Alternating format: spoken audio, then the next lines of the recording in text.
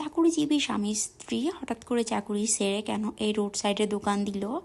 আসলে কি তাদের চাকরিতে এত বেশি সমস্যা হচ্ছিল নাকি বেশি ইনকাম হচ্ছিল না? সবটা জানতে হলে কিন্তু আপনাকে এই ফুল ভিডিওটি দেখতে হবে। আর এটা কিন্তু অন্য কোথাও না, আমাদের এই যশোর প্যারিস রোড। তো এইখানে কিন্তু রোড সাইড অনেকগুলো দোকান বসে। তো আমি অনেক দিন ধরে খেয়াল করছি যে এইখানে এই দোকানটা বেশ ভালোই চলতেছে। আর আমি যেহেতু একটু বেশি রাতে গিয়েছিলাম, তার জন্য বেশি ভিড় ছিল না। আর এটা ছিল হাসান বুক ডিপোর একদম অপোজিটে। তো যাই হোক, কথা বলতে চলে আসলাম এই আপুটার সাথে। তো আপুটার সাথে কথা বললে কিন্তু আপনাদের যে কারো মন ভালো হয়ে যাবে। আসলে এত সুন্দর করে কথা বলে উনি, যেটা বলে বোঝাতে পারবো না।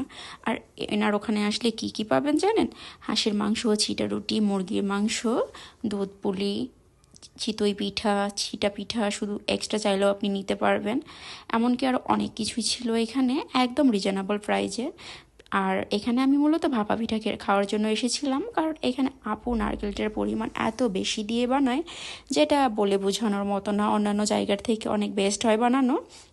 তো আমি অনেক ভিডিওতেও দেখেছিলাম এর আগে, তাই আমি খাওয়ার জন্য চলে আসলাম। আর এই পাশে চলে আসলাম, দেখেন মানে একদম গরম গরম ভেজে দিচ্ছে। আর আরেকটা চুলায় কিন্তু এই পাশে চিটা রুটি তৈরি হচ্ছে। তো এই যে দেখেন, ভাপা পিঠাটা আমি নিয়ে নিচ্ছিলাম। তো প্রথমে আমি একটা নিয়েছিলাম, তারপরে ভাবলাম যে না, জিনিসটা এত বেশি লোভনীয় হয়েছে, আমি দুটো নিয়ে খেয়ে দেখি, আসলে খেতে খারাপ হবে না।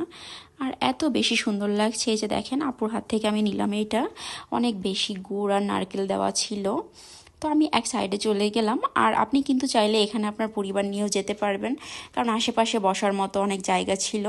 মূলত এখানে কিছু চেয়ার আর মোড়া রাখা ছিল পেছন সাইডে। তো আপনারা চাইলে কিন্তু ওইখানে বসেও খেতে পারবেন বা দাঁড়িয়েও খেতে পারবেন। তো আমি এখানে বসে পড়লাম, যেহেতু খাবার খাচ্ছি বসেই খাই এক সাইডে দাঁড়িয়ে, যেহেতু সবাই হাঁটাচলা করতেছে। আর সাইজে এতটা বড় ছিল যে আমি কিন্তু একটা খেয়ে শেষ করতে পারতেছি না। আর এত গরম, যেহেতু চুলা থেকে নামিয়েছে। তা হঠাৎ করে দেখি এই পিচ্চিটা আসছে, আসার পরে বলতেছে, আপু আমাকে 10টা টাকা দিবেন। তো আমার কাছে 10 টাকা ছিল না, আর 20টা টাকাই ছিল বলতে গেলে। তাই আমি তাকে 10 টাকা দিলাম। সে কিন্তু অনেক খুশি হয়েছিল। আসলে ছোট ছোট বাচ্চাদের খুশি করতে কিন্তু বেশি কিছুর প্রয়োজন হয় না, অল্প কিছুই যথেষ্ট। আর এই যে দেখেন আপুর দোকানটা, ভাইয়া আজকে ছিল না, শুধু আপুটা ছিল। আর চাকরি ছেড়েই কিন্তু তারা এখানে জীবিকার উদ্দেশ্যে নেমেছে, কারণ এখানে তাদের প্রচুর সেল হয়। আর বলতে গেলে নিজের স্বাধীনতাটাও অনেক বেশি থাকে, যেহেতু নিজের বিজনেস, সে চাইলে সে তার ইচ্ছা মতো এটাকে কন্ট্রোল করতে পারবে। আর এদিকে আমি টাকা দেওয়ার জন্য গিয়েছিলাম। তো টাকা দেওয়ার সময় যে দেখি একটা ভাইয়া এসে দুধের পিঠাগুলো চাচ্ছে, আর রসে ভিজানো যে দুধের পিঠাগুলো। তো শীতের সময় এই পিঠা খেতে কিন্তু অনেক বেশি ভালো লাগে।